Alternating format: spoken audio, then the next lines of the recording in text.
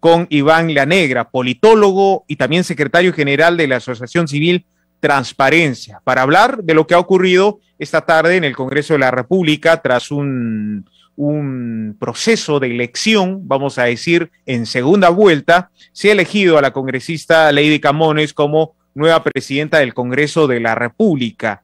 ¿Qué análisis podríamos realizar en torno a esta elección? Muy buenas tardes, lo escuchamos aquí en Radio 1. Muy buenas tardes, muchas gracias por la invitación. Sí, efectivamente, hemos tenido esta tarde la elección de la mesa directiva que va a estar a cargo del Congreso durante este año.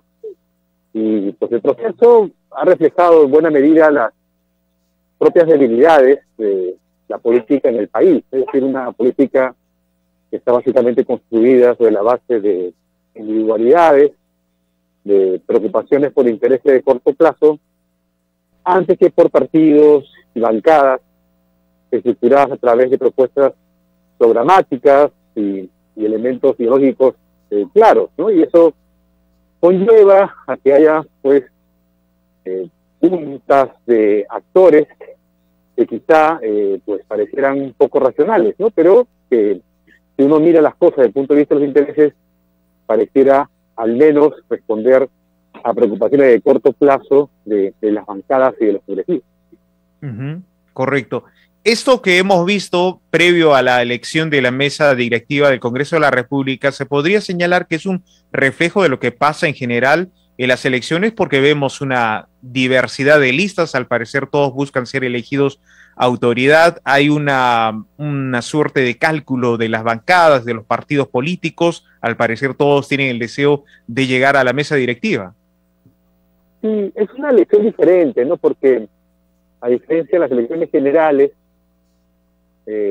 los intereses son más directos, ¿no? Porque las personas que votan también son las personas que directamente van a ser, pues, afectadas, tanto a favor como en contra, por las decisiones de esas personas que van a dirigir, estos congresistas que van a dirigir el Parlamento. Entonces, hay una preocupación mucho más directa, ¿no? Y eso también lleva, y en eso sí hay un paralelo a que la organización de esas preocupaciones no se da a través de bancadas estructuradas por los partidos, ¿no? Sino que más bien los grupos que llegan al Parlamento van formando sus propios subgrupos, ¿no? Y eventualmente se separan, porque entienden que tienen afinidad con actores que para un observador externo puede parecer extraño, pero para ellos puede ser muy razonable, por ejemplo, unirse con actores que comparten una agenda conservadora,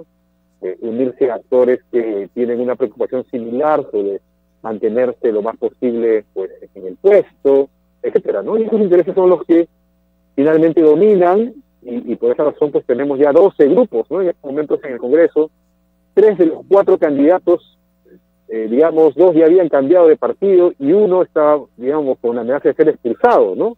Entonces no estamos hablando pues de personas que provenían realmente de la avanzada, sino más bien actores con intereses puramente personales. Correcto. Es muy cierto lo que usted resalta en lo que ha sido en los candidatos, ¿no? Es decir, muchos han abandonado la bancada con la cual han llegado al Congreso de la República con fines justamente de ser elegidos, y otros han sido, vamos a decir, duramente criticados de su propia bancada. Ahora, hablando de la elección de la congresista Lady Camones, de acuerdo a su actuar que ha tenido como integrante de esta mesa directiva saliente y también del entorno de Alianza para el Progreso, ¿qué podríamos esperar? ¿Cuál podría ser el perfil de esta mesa directiva? Bueno, a ver, los grupos que están dentro de la mesa son Fuerza Popular, que hoy en día es, en términos de números, la bancada más grande, ¿no? Digamos, es el grupo minoritario más grande, porque todas son minorías, ¿no? No hay ningún grupo mayoritario, pero dentro de eso es el grupo que ha mantenido su unidad, ¿no? Entonces es un actor importante dentro del Congreso ahora, por esa razón. Está Alianza para el Progreso, que ha ido perdiendo miembros, ¿no? Incluyendo a uno de los candidatos en esta elección, ¿no? Que es el hermano del jefe del partido, el señor Acuña. Entonces, digamos, es un segundo actor también importante, que además preside el Congreso. Esto es va a ser un elemento clave. Por la experiencia pasada, Alianza por el Progreso ha tenido, digamos, siempre, digamos, una posición muy flexible, ¿no?, respecto de la coyuntura, ¿no? Es decir, han ido ajustando sus posiciones a lo largo del tiempo. Entonces no estamos hablando de un grupo, digamos, que esté dirigido por una doctrina rígida ni por un conjunto de posiciones inflexibles, sino más bien es un grupo que continuamente ha ido adecuando su posición a situaciones de coyuntura o a preocupaciones inmediatas de los miembros de su partido, ¿no? Entonces, seguramente esa flexibilidad puede ser, digamos, útil en un contexto tan fragmentado como lo tiene el Congreso, ¿no? Las otras dos bancadas son Podemos y Somos Perú, que son bancadas pequeñas, y que en realidad, Diego, terminan de ocupar una posición en esa lista en la medida que otros grupos más grandes se negaron, ¿no?, a ser parte, ¿no?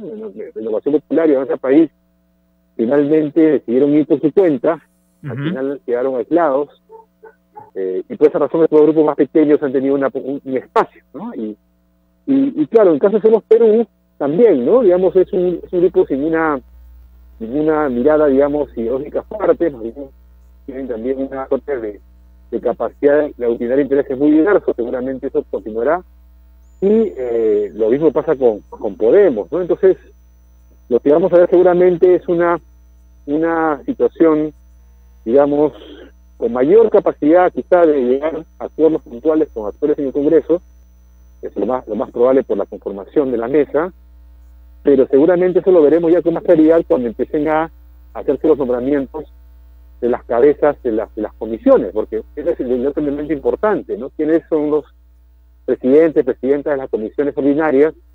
¿Qué es lo que vamos a ver ahora en agosto, ¿no? La nueva conformación del Congreso, y eso es lo que define la labor central del Parlamento, ¿no? Es decir, quienes dirigen la producción de leyes y quienes dirigen las labores de fiscalización. Correcto. Estas divisiones que ha tenido la bancada oficialista de Perú Libre, que finalmente se han convertido en el bloque magisterial y en otras bancadas o grupos parlamentarios pequeños, ¿le ha pasado la factura en esta elección al no tener ni siquiera un representante o poder tener una fuerza política que pueda tentar a la mesa directiva? ¿Esto es una consecuencia de lo que hemos visto en este primer año? En realidad el problema surgió en la primera elección, porque usted recordará que cuando fue la elección de la primera mesa, hubo en un momento dado cierta posibilidad de un acuerdo que incluyera a Perú Libre en la mesa elegida, pero en ese momento los dirigentes de Perú Libre señalaron de que querían la presidencia, ¿no?, de la mesa electiva, y eso no fue posible, porque evidentemente los demás grupos consideraban que no era conveniente, y entonces eso impidió realmente que hubiera una incorporación. Y ahora, ya un año después, lo que tenemos es bien un problema de imagen, ¿no?, para los partidos, porque todos quieren aparecer como, me refiero a los partidos que no son del gobierno, ¿no?, quieren parecer como el opositor más claro, más firme, y entonces eso desde luego dificulta la incorporación directa de actores que se consideran parte de ese grupo, digamos, oficialista, dentro de las listas más importantes, ¿no? Entonces eso digamos, es un problema.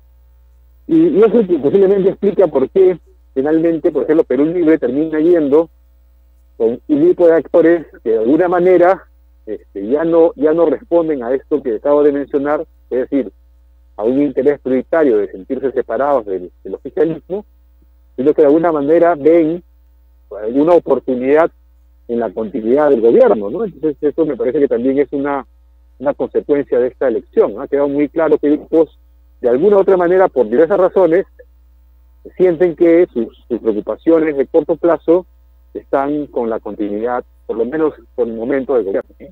Correcto. Para ir cerrando esta entrevista, usted señala de que ahora el paso siguiente es importante la elección de las comisiones en el Congreso de la República, que esa será también otra disputa que hemos visto entre las agrupaciones políticas. Sí, bueno, hay comisiones que son muy importantes, ¿no? Digamos, la Comisión de Constitución y Reglamento es una comisión muy importante. Dentro de la Comisión Permanente También está la Comisión de Acusaciones Constitucionales, ¿no? que seguramente también tendrá muchos temas complejos en su agenda. Y luego está la Comisión de Presupuesto, ¿no? que es una comisión que de hecho es presidida por quien ahora fue candidato Héctor Acuña, ¿no? Entonces es una comisión clave porque es la que distribuye recursos, ¿no? y aprueba el presupuesto de la República. Entonces, sin duda van a ser comisiones que van a tener mucha importancia en este año. Y desde luego la Comisión de Fiscalización, ¿no? que es una comisión clave para, digamos, la labor de seguimiento de las tareas públicas, ¿no? en particular las que corren al Poder Ejecutivo. Con todo lo que se ha visto en esta última elección, ¿cree usted que habrá cambios considerables en las comisiones o básicamente esas comisiones que usted señaló terminarán en las mismas manos, en las mismas bancadas? Es que hay que terminar de ver cómo queda la distribución de congresistas en las bancadas, porque normalmente la distribución de comisiones es proporcional al tamaño de la bancada.